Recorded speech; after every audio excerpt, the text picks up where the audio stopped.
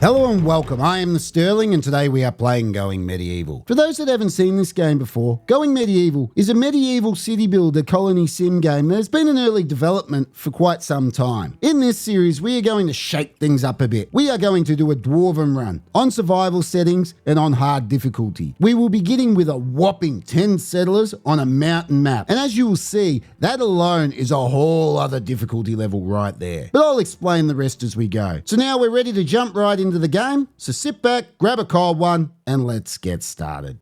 For 100 years, a scourge of thousands of orcs have washed over the once beautiful world of Norogeard like a plague, scarring the lands and killing all that faces them. The elves in the Nevae forest to the east, the first to fall prey to the scourge. The orcs slaughtering them to every man, woman and child, as their once beautiful forest burned around them, leaving nothing of them behind but a memory. The orcs continued east, uprooting and killing man and beast alike in their wake of destruction, before reaching the northwestern mountains of Norogeard, Frofen peaks, the home of the last known dwarves of Norogeard. The dwarves stood firm, taking up axe and crossbow against this overwhelming force, and even though they put up an incredible fight, inevitably in the end they too were no match for the orcs, perishing to the history books as the elves did. Or so they thought. As sometime later, the last 10 remaining dwarves returned from their mission in the Badlands to the south, to find the ruins of their once beautiful underground metropolis and the destructive force that had caused it gone. The orcs had continued west over the mountains. The last remaining humans of Norogeard either banded together creating small factions or wandered the lands trying to find a home. But as for our 10 dwarves, unable to bear the sight of their once beautiful home now ruins, they grabbed what supplies they could and decided to move on, to start a new life in this world,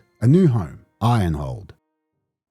So straight off the bat, the first thing we're going to do is hit pause, because we have a lot to do and not much time to do it in. So as I mentioned before, we're going to do a bit of a dwarven run. Now I'm going to set a few little rules and regulations for myself for this series. The first one is, dwarves prefer hammers and axes over swords and any other weapons. As for ranged weapons, they can only use crossbows. Bows are out of the question. Now this is a dwarven run, not some sort of mole man run, so the settlers are able to build and do things outside. But in saying that, they do prefer to live underground, so majority of the build is going to be underground. On this fantastic mountain map I've found, when it comes to their skills, all 10 of these settlers are good at mining, as you would expect from a dwarf, and they all enjoy it, as you can see by the stars next to the profession. Then each one of the dwarves has a certain skill. Some are smithing, some are carpentry, some are tailors, some are fishing, so they'll all have their independent job outside of mining. But they will all be a part of mining and building our underground fortress, Ironhold. At the moment, we have only brought 100 food, which seems like a lot, but for 10 settlers on a normal map, no it's not. And on a mountain map where most of the ground is rock and there's barely any natural food sources, 100 food is not going to last very long. Hence I've paused the game straight away. As for their weapons and armor, at the moment, there is 4 crossbows, 3 great axes, and 3 axe and shields. So that's how we're going to split up our force for the moment. But once all that armor, weapons, crossbows all deteriorate, we might be in a bit of trouble. So we do need to get stuck into building all our weapons and armor as quickly as we possibly can. Now, after we're raided and we kill the enemy, they will drop weapons and armor. But as I mentioned before, there's quite a few weapons that are off the table. So we never know what they're going to drop. We might get lucky or we might not. Now, having a look around the map, there's a few animals here and there, but they're all out of reach. One of the first things we're going to need to do is go around the map and build staircases everywhere we can. We need to build staircases to get up here to these berries. We're going to need to build staircases up so we can get up to the animals up here. And then we're going to need to build staircases down here to get to these berries. And then most importantly, we need to build staircases down to this river, because one of our main sources of food, especially early on,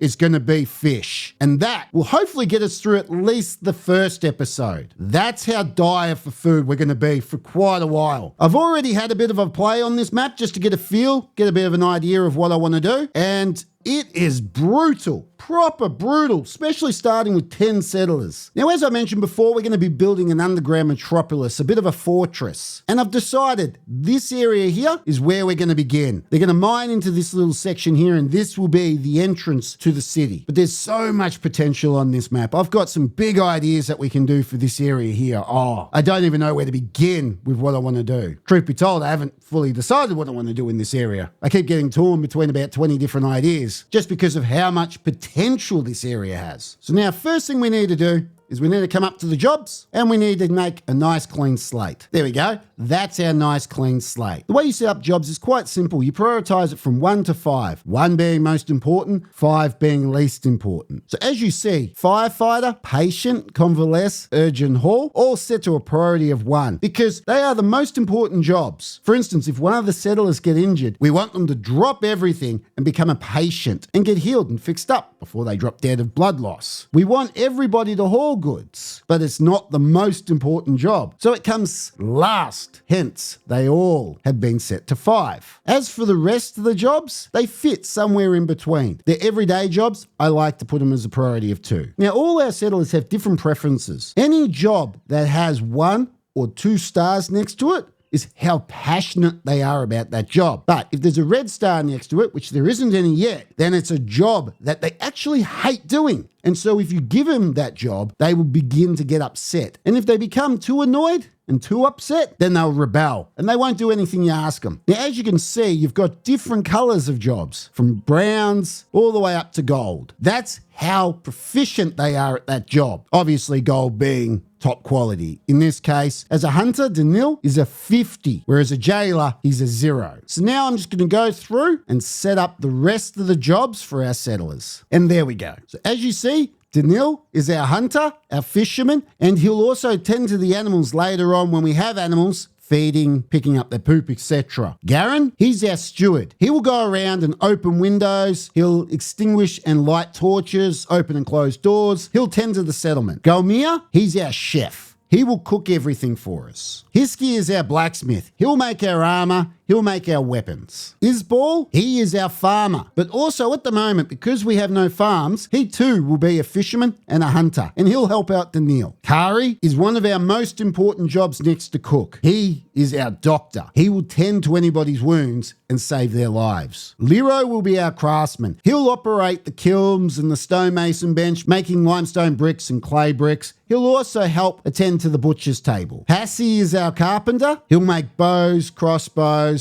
anything made out of wood, essentially. Rarik will be our tailor. He'll make armor. He'll also sew clothing, winter and summer. And last but not least, Thorlek, our king. And he is an intellectual, so he'll be operating the research table. Now, as for construction and mining, they're all set to 3 at the moment, but I'm going to stagger that because I would like some to mine and some to build, just like so. Now that's done, we're ready to move on to the next task, which is scheduling. This is where we tell them when they're allowed to work, when they're allowed to have leisure, and then, of course, when they sleep. So we'll give them 8 hours of sleep. Before and after sleep, they'll have 3 hours of leisure and then 10 hours working. Now I'll just copy and paste that for all our 10 settlers. And at some point, I should really start calling them dwarves. I didn't go into all this trouble making them into dwarves just not to call them dwarves. At the moment, you can't really tell. They look normal height. But you just wait till you see them stand next to the enemy, and then you'll realize they're quite a bit shorter and quite a bit bigger than the enemy. Now, the final thing we need to do before we can actually get to work is go up to manage. We need to tell them that they can put on any armor. The armor we have at the moment is chainmail. We also need to go through and tell them to put on any helmet, which once again, it's chainmail helmet. Next, we need to come over to Kari and click self-tend, meaning that if he gets injured, he'll be able to look after himself, since he's the only doctor we have. And then finally, we need to go through and select all the weapon types that we'll be using. Some of our settlers, dwarves, will be using axe and shield. Some will be using two-handed axe, and some will be using crossbow. All depending on their skill level with different things. For instance, Danil, he has a marksman of 50, so he will be using a crossbow, where Galmir has a level 50 in melee and nothing in marksman. So as you can imagine, he's either going to use an axe or an axe and shield. I was very, very picky about setting up their skill levels, as you can see. I've made them deliberately not a jack of all trades. They are all dedicated to one thing other than mining. In this case, Galmir is 30 in cooking. But if he were to die, we don't have anybody else to do the cooking for us. So you can see where, in some cases, that's a great idea. Make them really, really good at one particular job. But on the other hand, if things go wrong and one dies, we might be screwed. Now I'll stop gas bagging and go through and select their weapons. And there we go. Now they're all set up and they'll go and grab their appropriate weapons, armor, etc. and they'll be ready if we're attacked. Now, as you can see, there's lots of things lying around on the map, such as this carcass over here, their weapons, armor, and food in this pile over here, which have a big cross against their name. Why? It's forbidden. They're not allowed to touch it. So what we'll do is we'll come down here, click on allow, I'll come to the edge of the map and drag it the whole way across the map.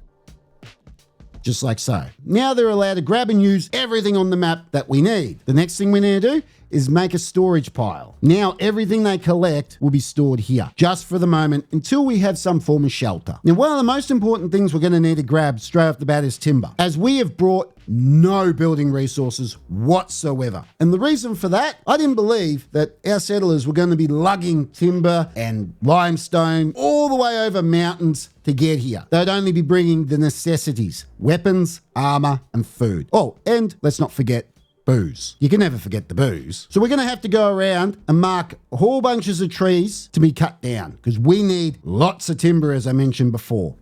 So they'll cut those ones. They'll cut these ones. Now what we're going to need the timber for is building lots of stairs to access food. First lot of stairs will be right down here. So they'll come down here, they'll come down there, they'll come back through here, and then finally down to here. So then they can access the fish in the river. We'll also need to add some stairs here and here so they can get down to this section of the river so they can also fish. We need them to be able to access fish as quickly as possible, because I can't express enough how dire for food we're going to be. Now there's a little patch of berries over here that we can't get to. So guess what? We're going to add more stairs. And by doing that, it will also give us the ability to be able to come over here and get all this tall grass and turn it into hay. That way, we can then make beds and etc. And then finally, the last lot of stairs we're going to do for the moment, this set here, so we can get up to these berries up here. Sooner or later, I'm going to want to get stairs up to this section here so we can get any animals that actually spawn up here. But honestly, for the moment, that there is plenty of work. Now next, we're going to need shelter ASAP. And this is going to be our entrance right here. So we're going to dig a tunnel. Just like so. Now, before I go mining underground too far, I just want to quickly explain one of the mechanics of the game, which is stability. As you can see, if you build straight up, this block here would be a stability of 4, as you can see over here. But as I build away from the original, the stability goes down. So this one here is a stability of 3. This one here is a stability of 2. That would be a stability of 1. And as you can see, we cannot build there because it doesn't have the stability. But if we build a block underneath, then we can build on top and build out as you see. Remove the block and it goes away. Same goes for digging underground. If I dig too far away and don't set up any form of stability, the mountain will cave in. This is not what we want. So one of the things we'll be able to do to combat this is build framed arches, but we haven't researched them yet, which is going to be a bit of a problem because we can't research anything yet. So what we're going to need to do is come down to production and we're going to need a basic research table. That way we can start making chronicles and then we'll be able to research advancements. I'll get a little more into that when the time comes. Now while we're here, let's build a butcher's table and a campfire so we can cook food. Fantastic. That way we'll have someone butcher carcasses and the other one will be able to cook and be able to feed our people. This is good. So I'll plan out the rest of this structure here a little bit later, but for now, we are ready to hit play and finally get some work done.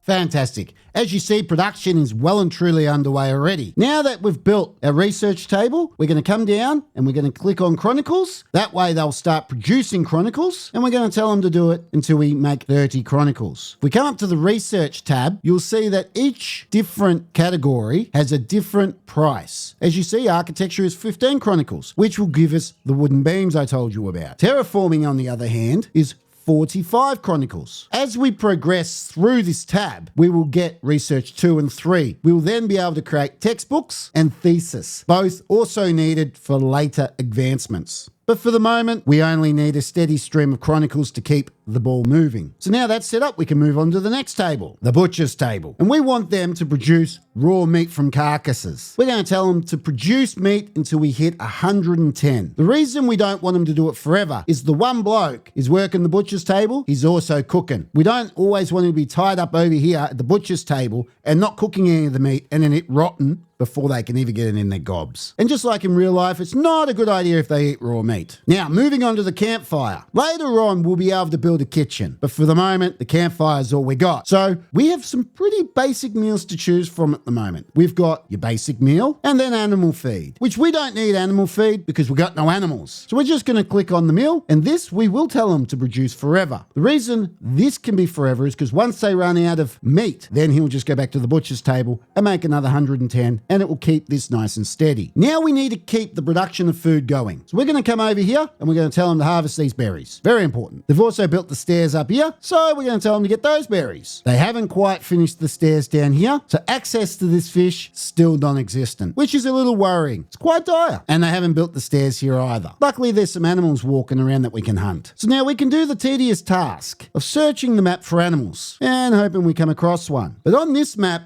unfortunately, they're quite scarce. In saying that, there's a goat. So now we can just click on said goat, come over here to hunt, click the button, and bang, we will now hunt that goat once one of our settlers actually picks up a weapon. But as for the rest, what we can do is we can come over here to the overview tab. We can then go to wildlife and we can just select hunt on any of these. Or in my case, I'm going to select all of them. The reason why I'm doing this is most of these animals we actually can't get to, so we're not going to be able to hunt them. Those that we can get to, though, they'll automatically hunt them for us, since I've clicked them all. And then as we build more steps here and there, and they're able to access these animals, then they'll go and hunt them. And I'll just keep coming back and forth from the overview tab, selecting the new animals to be hunted. Now let's come back over here to our underground city. For the moment, this is actually going to be our living and working quarters. It will be our storage area. Basically, it's going to be a jack of all trades, only because we don't have anywhere else. But in the future, this will be our grand entrance. This will be a big hallway that we walk into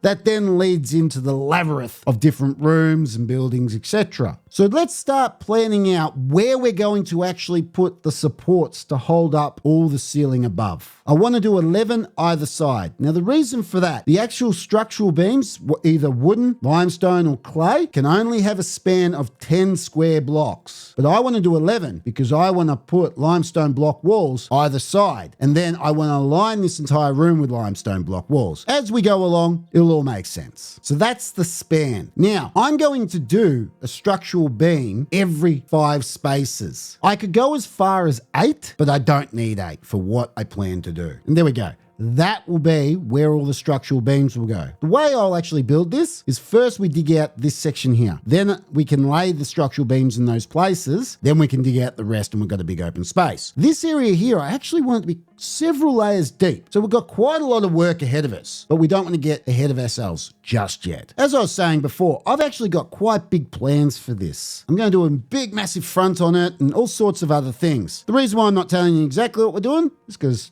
I never bloody know, and I kind of make it up as we go along. But still, I do have big plans. While I'm looking at it, I'm going to tell them also to dig that section there out because I want the continuity of a flat face. And there we have it. That's day 1 complete. They haven't actually got all that much done. But survival-wise, we're sitting quite healthy. We're now starting to build up a nice supply of raw meat. Don't forget though, we actually have quite a bit more food than what it says there. The game only registers what's in our stockpiles. So all these packaged meals here haven't been registered. Now the next thing we're going to do is come over here to what we've already dug, and we're going to make a new stockpile right here. Bang. And in that stockpile, we're going to come over here and we're going to clear all, and we're only going to put food and books. The reason for this is in the weather, certain things deteriorate. For instance, as you can see, raw meat decomposes in 15 days. Our chronicle supply will decompose in 16 days. This is due to it being on the ground, being in the weather. Ideally, you want to build some sort of underground storage for food, so then it's cool and it doesn't get the heat, the weather, and the food will then last longer. But we don't have that. But what we do have is a doorway. That's what we've got, is a doorway in the mountain. And so that's what we're going to use. Better than being out in the rain. So now what we'll do is we'll click on this stockpile and we'll come over to food and we'll unselect food, so they'll no longer be able to store food in this area. And then we'll come here and we'll unselect books. They won't be able to store books there either. I'm not too concerned about anything else that we're putting in these stockpiles just yet, because if a piece of clothing deteriorates, they're not going to die. They run out of food, they will die. I guess if worse comes to worse, half the settlers can eat the other half of the settlers, but I don't quite think that this is the sort of run that I'm wanting to do. Day 2. And our goal for today is to get our settlers into a bed. So they're not going to have any sort of lavish rooms just yet. Instead, they're just going to have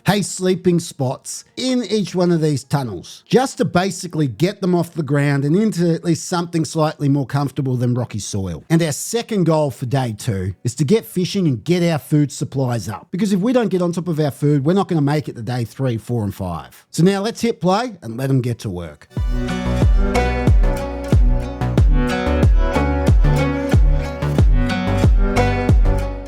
End of day 2, and we didn't quite get everything done that we needed to do. The good news is our food supply is looking significantly healthier. We still have 50 packaged meals from the initial 100 packaged meals that we started with, but now we're starting to make other meals, such as this roasted meat here. But what's really looking good is the raw meat that we have. We have 97 raw meat and 69 trout, which I'm sure there's some sort of joke there, but unfortunately it eludes me. The part that we failed was to get everybody into beds. We only managed to make 2, one here and one here. Good news is, I think it's time for us to put a door on the front of this, just for a bit of added security. There we go. Now they'll build that door and that will become a nice secure little location.